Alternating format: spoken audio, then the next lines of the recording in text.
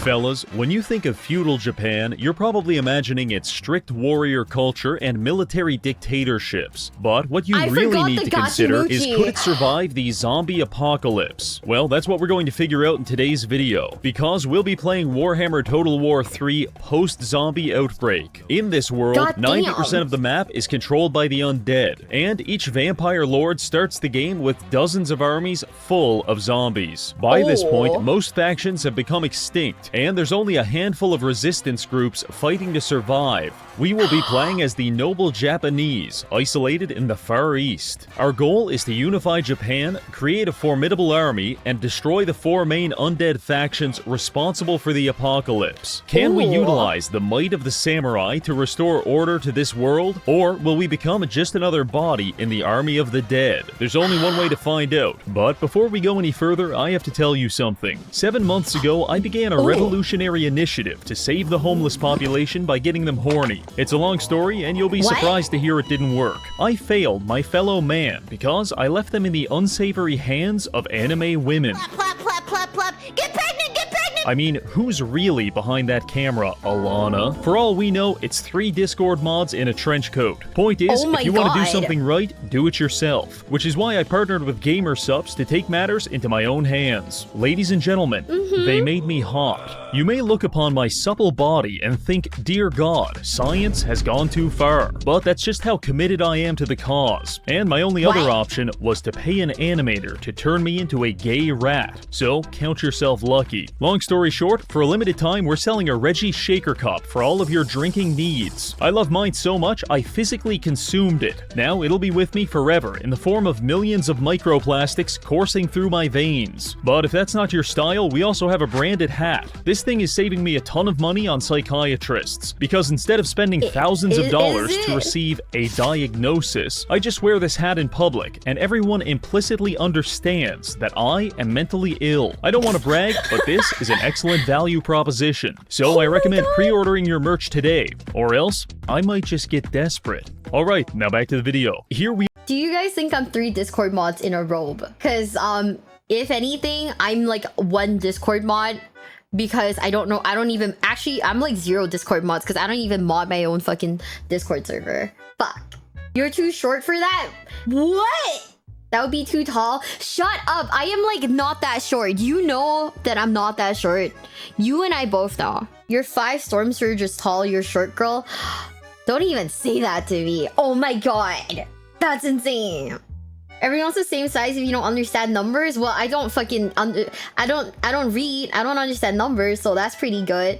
We are in the beautiful fantasy world of pre-anime Japan. My name is Shingen Takeda of the Takeda clan, and I'm a provincial daimyo, which means I spend most of my time exploiting local farmers and beating the ever-living shit out of my neighbors. Some might say it's the perfect life, but there's one problem. We've got way too many Chinese guys. In fact, there's also some Egyptians and even a few furries. Point is, if we want to survive the zombie apocalypse, we're going to need to unify Japan under a singular identity. There are a few options for achieving this, but above all else, I believe in historical accuracy, which is why I'm going to kill everyone, starting with this guy. I'm not necessarily doing this because he's Chinese, though that would be historically accurate. I'm doing it because his goddamn name is 30 pages long, and whenever I select him in the diplomacy screen, it stretches out somewhere into the Atlantic Ocean. You see, when you have a name this long, it dehumanizes you, because people don't even try to remember it. Instead, they just give you terrible nicknames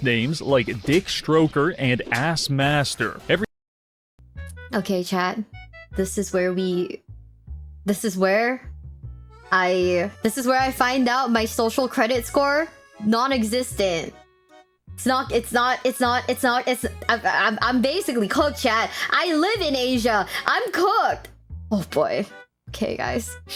Every Thanksgiving, your grandmother says to you, "Hey, come goblin, pass the gravy," and then she spits in your eye because she doesn't respect you. Gradually, your sense of identity is eroded and you sink into a deep depression before lying down on the highway. I think in light of that nightmarish reality, killing this guy is honestly the nicest thing we could do for him. So we start by taking 2 of his settlements and then setting up an ambush outside his capital. Luckily, he's too busy alphabetizing his names to notice, so he walks right into it. At face value, our army is composed primarily of impoverished rice farmers. However, the enemy army is mostly crows, so I think we've got a chance. Setting up the ambush, I attack the left side with a few units of samurai, and turn the right side into a peasant gangbang. After a few minutes, thousands are dead, and Japan is victorious. I can already feel my ultra-nationalism rising. After that, I spent a few turns culturally assimilating the Tomb Kings by stabbing them repeatedly with a wakizashi. Meanwhile, in Southeast Asia, the first undead overlord Helman Gorst is quickly expanding his empire through the destruction of resistance factions. Once he gets past these French armies, he'll share a maritime border with us, which is really bad. But we don't have time to worry about that, because I just declared war on Sinch, and I'm taking all of his territory. Also, I've unlocked a new mount, which I definitely know how to ride. The Sinchian conflict culminated in one final battle at his northernmost province. Sinch armies are usually threatening because of how many ranged units they can field.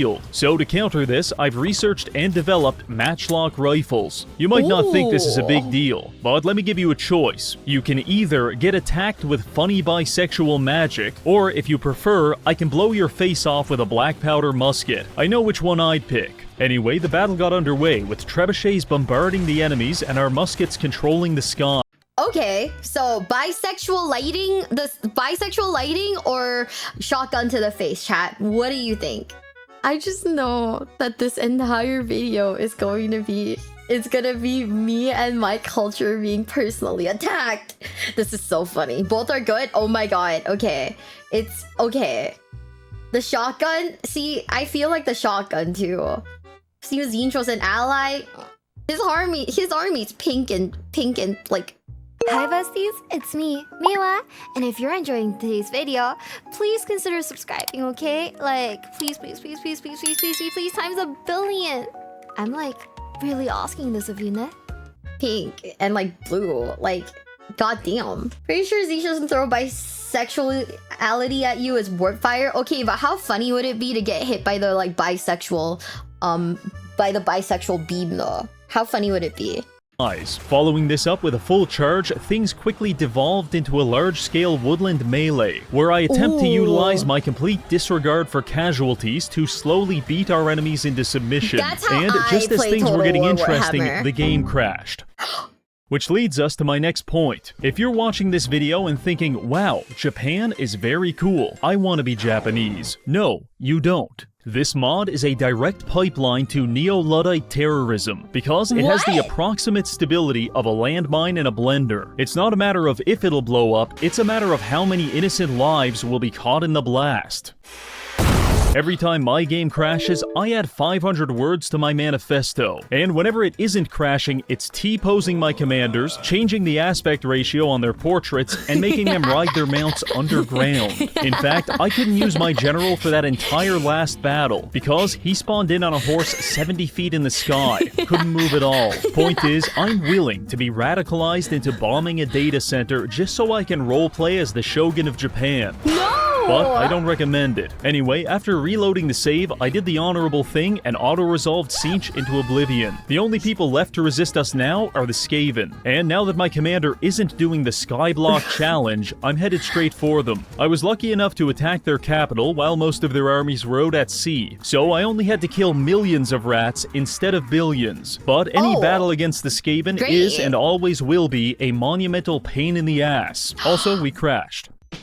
After exterminating the rats, we controlled most of the country, and I established a defensive alliance with the only other Japanese faction. Now, after hundreds of years of bloodshed, Japan is finally unified under a singular vision, which means we can devote all of our resources to creating the most vile pornography imaginable. This is the samurai way. Also, I guess we should do something about the millions of zombies. In fact, by this point, the undead hordes have completely obliterated French Vietnam, and Hellman is now actively extorting us for money. Money which I gladly pay him, because he's the strongest faction in the game, and the endgame crisis hasn't even triggered yet. Up to this point, we've been practicing the isolationist policy of Sakoku. In case you're not familiar with this principle, allow me to put it into a hypothetical situation. Your name is John Fortnite. You live in Section 8 housing with your father, who forces you to refer to him as the Shogun. Your mother, the Emperor, and approximately 12 to 18 million siblings. One day, day, an African dandy knocks on your door and asks you for directions to the gas station. You slice him in half with a katana for violating your national sovereignty, and then your father exiles you to live the rest of your life in the backyard for the crime of interacting with a foreigner. This is Sakoku, and it has kept us safe up to this point. But once the endgame crisis hits, we won't be able to hide any longer, because all zombie factions will declare war on us and we'll probably die. So to improve our odds of survival, we need to continue expanding and developing our empire. Which leads me to my next point.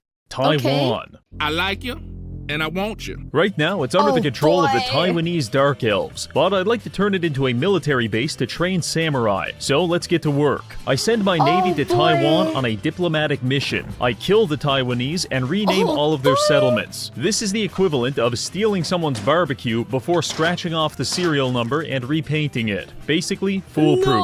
I also forged alliances with the Filipino High Elves, because with 90% of the world taken over by zombies, it's probably bad policy to keep killing the only survivors. Now that we've got land, military infrastructure, and unmitigated ultra-nationalism, we are easily one of the strongest remaining human factions. So what's our next move? I ask myself this question, and my inner Japanese daimyo screams the answer.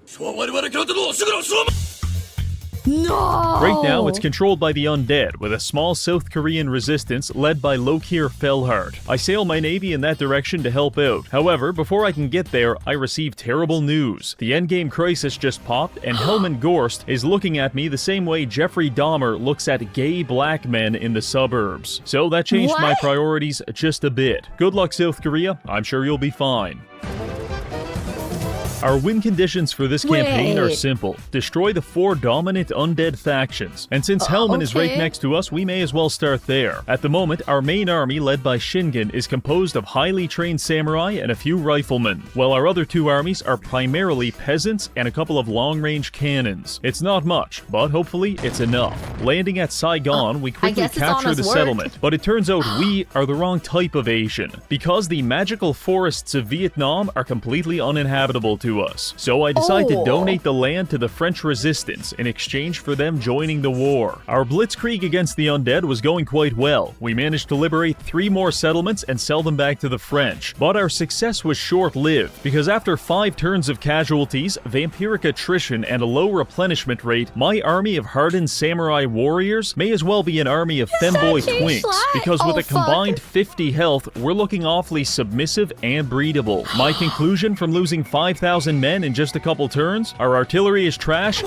and we need anti-cavalry, because our rifles can't do shit when an 1,100-pound horse is tap dancing on their balls. So for attempt 2, I brought in some Naginata samurai and started upgrading our units with Sakura blessings. However, our downfall, as always, was trusting the French, because I accepted a battle to defend their settlement against the undead. But these chalk-eating, window-licking French bastards deployed facing the wrong direction and got slaughtered before I could even show up. Maybe, just maybe, we're on the wrong side of history. Anyway, everyone died, and I was back to twiddling my thumbs in the Pacific Ocean. As if that wasn't bad enough, the undead launched a surprise invasion of Taiwan, taking half of the island before I could even react. If Taiwan falls, we lose access to all samurai units, so this is kind of a big deal. I managed to cobble together an army of swordsmen and reinforce it with Ronin from the mainland. This culminates in one final battle for control of the island. We establish a defensive formation, and the undead armies wash upon us. For every zombie we kill, 2 seem to take its place. It wasn't until our archers started focus firing the enemy leadership that things started going in our favor. Before long, the battle was over, resulting in a massive victory for mankind, with 6,500 undead casualties. With that taken care of, there's only one thing left to do. Fellas, grab your M16s and jungle heroin, because we're going back to Vietnam.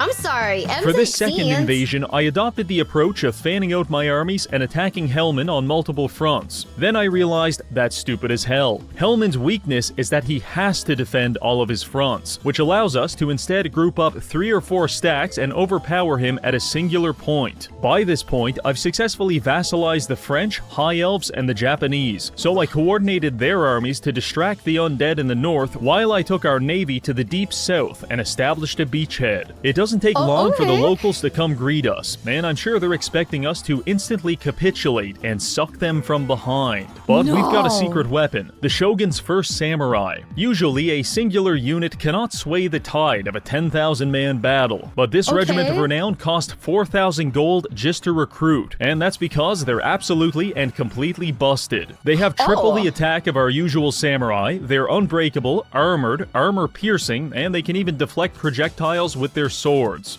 Truly, this is Japanese apotheosis. So when I tell you that we attacked 3 undead armies and absolutely crucified them in open combat, you shouldn't be surprised. You also shouldn't be surprised when I explain that it took me 9 hours to do this, because every time I loaded the fight, my game would crash.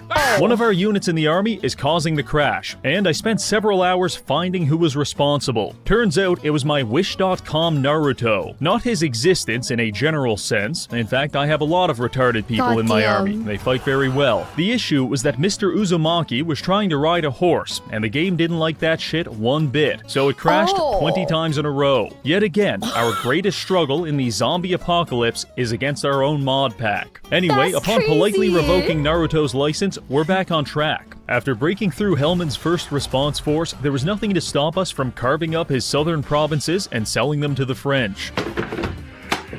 We also deployed half a dozen ninjas throughout his territory to monitor his troop movements. But eventually the fun had to end after I came across what I describe as the indigestible wad, a collection of 8 or 9 undead armies traveling in one giant doom stack. This is a problem, and I have the solution. Earlier in the campaign, a sex criminal was covering us in his bodily fluids, and our solution was gun. God bless America. And now, when a giant horde of undead creatures are barreling down on us, our solution will be bigger gun. The big cannon samurai are tier 3 ranged units with an absurd stat line. You may be wondering what's so big about these cannons, and I'll tell you. It's the projectiles. We're not shooting our enemies with bullets anymore. We're smoking them in the face with flaming dicks. Because each projectile is 12 inches long and hurts like hell. Bad Dragon would be proud. I tested these out in some battles against the undead, and it quickly became clear to me this shit is absolutely busted. Because not only does it do massive and accurate damage, but it doesn't even need a line of sight. So as long as you're within 200 range, you're dying. Random skeletons charging across a field? Try again. Senile dickhead flying through the sky? Back to the retirement home, Grandpa. Goddamn. And most importantly, cavalry charges now turn into cavalry stains on the ground. August 6th, 1945. The United States of America did the Oppenheimer Shuffle on Hiroshima, and at that point, the war was over. But it took another 8 days for the Emperor to admit his defeat. With the invention of these big cannon samurai, that's exactly where we're at now. Emperor Helmo Hito has virtually no counterplay, apart from praying that we run out of ammo. So we spent the next 15 turns obliterating all of his armies and strengthening our allies. By the time his faction went extinct, we controlled all of Southeast Asia through a series of French, Japanese, and Filipino puppet states. That's 1 zombie faction down, 3 to go. So let's check on the others and see how they're doing. Manfred von Karstein once controlled the entirety of the Neo-Assyrian undead empire, but in what can only be described as a generational fumble, he somehow created 20 resistance factions which are now taking turns beating the fuck out of him. So we should probably go put him out of his suffering. On the other hand, Heinrich Kemmler has control over all of Ulthuan and most of Bretonia, while Vlad von Karstein has a good chunk of the empire, placing them at strength rank 1 and 2. So what's the plan? Well, a reasonable man might just decide to make 10 full armies of big cannon samurai, but that's exorbitantly expensive, and our country hasn't yet figured out how to monetize gooning to anime women. So instead, we'll have to settle for some more affordable options. Army 1, 5,000 peasants. Army 2, 5,000 peasants. Army 3, people I actually care about. Army 4, 5,000 peasants with guns. Army 5, a collection of dangerous mythological creatures such as a woman. And finally, Army 6, the only cavalry I could recruit without crashing my game. This is our dream team. Now, let's go save the world. But how are we going to get all the way over here? Well, Warhammer is an excellent game, not just because it actively denies denies the existence of Australia, but because it believes in hybridized flat Earth theory, where the world is flat, but you can circumnavigate it only if you're in a boat and you're teleporting. The mechanics of it aren't clear to me either, but the point is, we're using this sea lane to teleport from here all the way to South America. When we started this scenario, this continent was almost entirely controlled by a lesser zombie faction, but after 100 turns of resistance fighting, the people of South America have eliminated their undead overlords and replaced them with literal demons. Very cool, South America. Goodbye. Quickly ignoring that entire continent, we sail across the Atlantic to arrive on the shores of Manfred's territory. Just when you thought the Middle East couldn't get any more complicated, 30,000 Japanese men stage an amphibious landing in Saudi Arabia. Our first order of business is to gain control of Sudenburg. The garrison of 3,000 men pissing their pants was no match, and with that we have a base of operations. Meanwhile, somewhere in the desert, Sheikh Manfred von Karstein is punching the air at the thought of losing his capital to a bunch of impoverished rice farmers. So he issues a fatwa against our lives, and 6,000 of his most violent extremists show up to kill us. That was his biggest mistake, because prior to this moment he had plausible deniability about having a humiliation fetish, but after this fight, he's obviously getting off on it. Here's how it went. Our 4 armies against his 4. We can only use 2 at a time, so I choose my main samurai stack and the meme stack of big cannons. After some maneuvering, we establish a defensive shell, and anything that came near the shell got absolutely annihilated. Entire platoons of thousands of enemies gone in an instant. Food nourishes my body, books nourish my mind, and 19 big cannon gunners nourish my soul. Occasionally, Manfred's cavalry might barely survive the gunners, at which point they charge headfirst into my spear wall. This is already a bad idea, but after I activate the spear quilt ability, my spearmen gain 600% mass, which means Manfred is basically charging headfirst into a concrete wall. So that was the battle. 20 minutes of shooting everything that moved, and then 10 minutes of stabbing it with spears after it stopped moving. Final result, 250 friendly casualties, 3,500 enemy casualties. Eat shit, Manfred. Manfred participated in his next humiliation ritual at the Siege of the Great Pyramid, where that's what we hate, right? Manfred? Was that the isekai mom manga? Yes. Yes, it was. Gotta love the wall.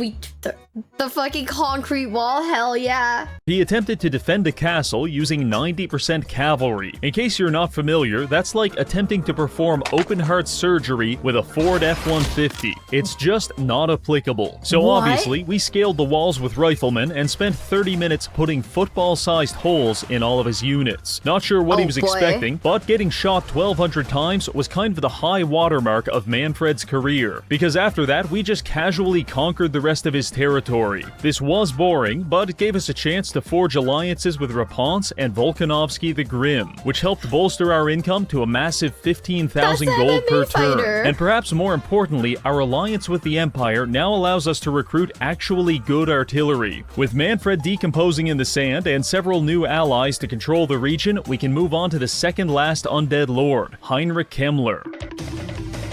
About 20 turns ago, Heinrich was doing quite well for himself, controlling all of Ulthuan. But now we can see that not only did Marathi survive the zombie apocalypse, but she actually survived so well that she's invading Heinrich and winning. In fact, she did about half the work for us. So let's capitalize on this opportunity and take the other half of Ulthuan. Arriving there, we fan out and take a big bite out of that donut. Heinrich Kemmler does not respond well to this surprise rimming, and he attacks us at Cairnthel. I deploy our gun cage in the shallow waters. This slows the enemies down as they charge at us, which gives us more time to shoot them in the face. Additionally, Shingen unlocked the Dark Skies ability, which is a map-wide effect that causes flocks of crows to attack all enemy flying units. This regularly kills bats and even Vargeists within 30 seconds, meaning we've got permanent air superiority. The battle started off quite well, with us melting 3 of his commanders right off the bat. However, once his army caught up, things began getting complicated. Defending a a 360-degree formation is pretty challenging, especially when your rocket artillery keeps friendly firing your own units. But luckily, the undead leadership has a remarkable proclivity for flying headfirst into projectile oblivion, and when the enemy generals are speedrunning their own death, it's almost impossible to lose. While our two main armies were taking care of that, we split a second battle group to proceed along the northern shores, capturing additional territory until we ran into the Red Duke of Mousillon. Not only is this man a vampire, but I have credible evidence linking him to a furry VTuber reaction channel, so he had to die. And let me tell you, when we ripped him apart using every Japanese monster on the roster, I felt emotionally enriched on multiple levels. Unfortunately, the undead are resilient, and for the next 20 turns, we had to deal with a continuous piss stream of Parisian vampires sailing across the channel to kill us. In better news, we liberated Lothern and brought Tyrion back to life. Then we started selling him 90% of our Ulthuan holdings. And for a man who was, until very recently, dead, he has a lot of money. Money which I desperately need, because Morathi is extorting us for 25,000 gold each turn. It's not that I'm a fan of financial domination, but the Dark Elves are so sexually deranged that even the most perverse Japanese salaryman would stand no chance against them. So it's easier to just cooperate with the sexual terrorists. By this point, we've taken all of Heinrich's settlements in Ulthuan, established the High Elves as a satellite state, and Morathi is teetering on the edge of flattening our dick with a pasta maker, which means it's time for us to leave. Next objective is Bretonia. Once we purge the undead from this region, then it's on to the Empire for our final target, Vlad von Karstein. Quickly working our way through a naval blockade, we stage our first invasive landing at Lyonesse. This is a massive city for the undead, so I'm expecting heavy resistance and possibly some suicide bombers. However, instead, as soon as we arrive, the enemy commander jumps in a boat and sails 500 miles away. I almost feel embarrassed to be at war with these people, but I'm not too embarrassed to farm their garrisons for XP, because now I'm able to give my commanders the Death Squad perk. Call my boys Unit 731, because they really out here committing racially motivated war crimes and experimenting on the locals. Speaking of human experimentation, I think something is deeply wrong with my ninjas. Too many chromosomes or not enough, I'm not sure. But every time I load the save, it gets worse. Willfully ignoring the uncontrolled mutation of my soldiers, we push forward, capturing several undead cities with minimal resistance. Heinrich did attempt to stop us at one point, but he chose to attack us on a map with a massive choke point when all of our units have rifles.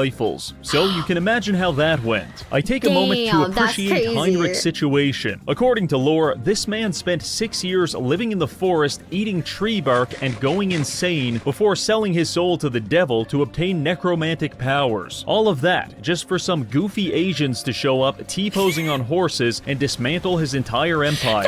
Sorry, Heinrich, but I've already depicted you as the Virgin and me as the Chad, so you never stood a chance. The only real casualty of this war was my big cannon meme stack. I got a little too cocky in this battle and they all died. One of the saddest days in my life was when my child asked me to buy them a Skibbity Toilet mystery surprise toilet, at which point I had no choice but to abandon them outside a Walmart. But losing this army was even worse. Fortunately, fresh reinforcements just arrived from Japan. 14 tier 5 samurai at a cost of 8,000 gold per turn. If Heinrich wasn't doomed before, he definitely is now. So we spread out and violently expunge his presence from Bretonia. Also, the dwarves seem to have performed an ethnic cleansing against the wood elves. Truly, the world is healing. In similarly pleasant news, Morathi appears to have extracted some sexual gratification from watching us repeatedly batter the elderly. And now, she kind of likes us. Fellas, I think we've got a chance. All that's left is to seal the deal. I am a romantic soul, so to impress Morathi, I strike deep into the Empire, capturing Heinrich's final settlement, leaving him with only one army, at which point I joined forces with her to spit roast Heinrich into oblivion. Used to be that buying a girl flowers was enough to impress her, but now apparently even fucking an old man to death in front of her isn't good enough. Because not only did we not get her number, but she declared war on us immediately after. The dating economy may never recover. Now look, we're already saving the world from zombies. We don't have the resources to also save it from perverts. So it's time for some market manipulation. You see, my Bretonian settlements are like a collection of investments, carefully managed and neatly arranged in a dossier. And in 2 or 3 turns, Marathi is going to take a big fat shit in that dossier, which means we have 2 or 3 turns to become financially liquid. So I start selling off all of our Bretonian holdings to anyone with the money. Aquitaine, Karl Franz, even bearded children. Don't care? Here's your settlement, good luck defending it. Some people might consider this a form of insider trading, but I prefer to think of it as a timely exercise in geographical minimalism. That was a bit of a disaster, but we handled it well. Meanwhile, on the other side of the world, trouble is brewing. South Korea just declared war on us and staged an invasion of northern Japan. With all of our armies in the empire, this is pretty bad. As the Koreans captured more of our territory, I rushed to assemble an army, but all I could come up with was this: 7 tier 5 samurai against an entire army of dark elf degenerates. Truly, we are doomed. Or at least, that's what I thought, before I realized our samurai can run faster than a goddamn horse. Not only that, but they are completely psychologically unbreakable. So our fight against the Koreans was just a bunch of sociopathic Japanese guys going on an unprecedented killing spree and then chasing down the survivors like wild animals. This is a proud day for all of Japan. Shortly after that, we executed the South Korean president, and their territory was colonized by Mongolian lizards. I'm starting to understand why every Asian hates other Asians. In fact, at this point, our greatest threat is no longer the undead. It's the dozens of warmongering factions that have rushed into the power vacuum left by the undead. But we've got a goal to complete, and Vlad is still alive. Kind of. So let's get back to work. We begin pouring our armies into the Empire, splitting one group to the south and one to the north to capture as much as we can. We run into our first resistance at Averheim, when 4 undead armies attack us. However, they're attacking our stack of tier 5 samurai, so it turned into an absolute bloodbath. By the end, there was 5,000 corpses in this ditch alone. The good news is only 500 of those were ours, but the undead seem to have a near limitless supply of soldiers, and they're trying to wear us down. We can only win this if we fight them smarter, in advantageous maps such as this one. An open field bisected by a river, leaving 2 bottlenecks for us to utilize. We rush to gain control of them with our samurai, as 6,000 zombies descend upon us like the plague. I'd like to tell you we fought bravely and had some kind of Japanese Thermopylae, but all I can actually tell you is my game crashed 3 times. You see, our mod pack is like a Russian egg homunculus. It's a bastardization of genetic code that is born into this world, writhes around in agony for a few moments, and then dies painfully. And currently, we're getting close to the dying part, because with each passing turn, the game becomes massively less functional. So we need to finish this challenge before the mod deletes my operating system and hires a Bitcoin assassin to kill me. The issue we're facing right now is that Vlad seems to be turtling all of his armies in a doomstack at Averheim, and we're definitely not ready to kill that. Hypothetically, it is difficult to defeat Prime Ronnie Coleman in martial combat, but if we were to economically cripple him until he could no longer afford to feed himself, then it would become a lot easier. And we're going to adopt that same approach against Vlad. Instead of confronting him at Averheim, we're going to split up and capture the rest of his territory. This should drain his economy and force him to sell off some of his armies. Then, when he's weak and vulnerable, we strike. It took about 15 turns to take all of Vlad's territory and fully encircle him at Averheim. Every so often, he would lash out and send a few armies to fight us, but the samurai body is a well-oiled machine that turns dead people into chopped up dead people. Also, we've just sold his capital city to the dwarves for 200,000 gold, and we're closing in on 1 million. So we can do this all day. At this point, the Japanese noose is tightening around Vlad's neck, and just as I'm getting ready to pull, tragedy strikes. I try to end my turn on turn 206, and then the game clenches its fist, grabs at its chest, and collapses dead.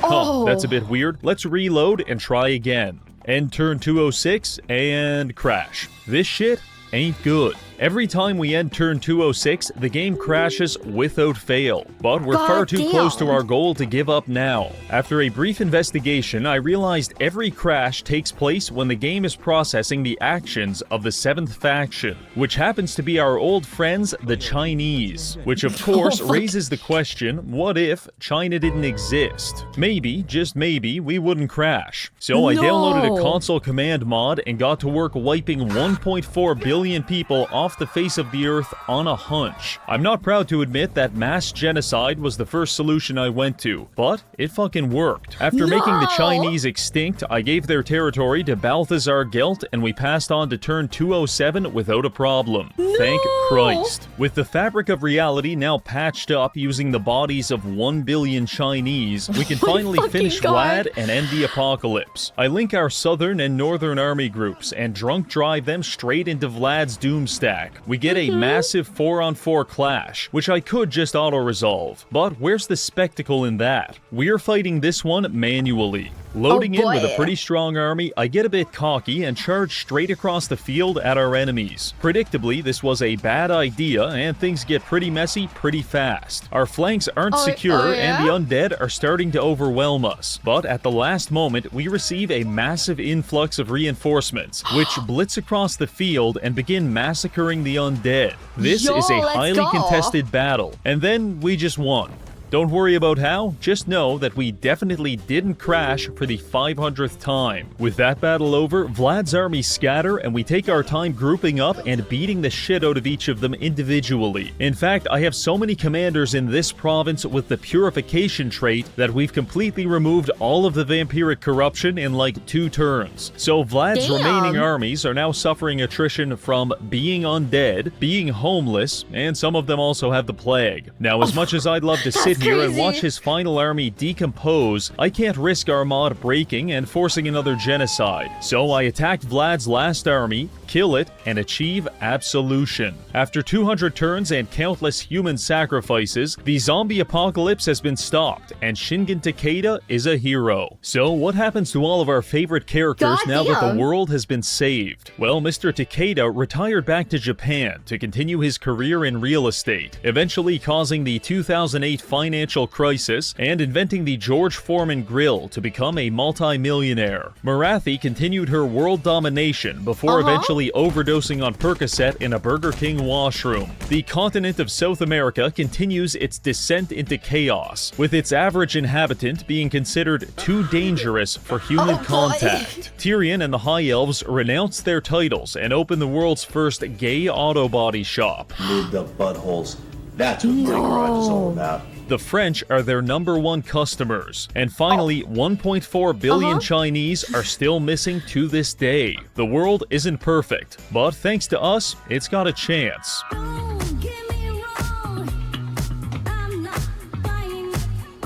I feel like watching that was low-key a crime. Like, I don't know about you guys, but I feel like watching that, I feel like a crime has been committed.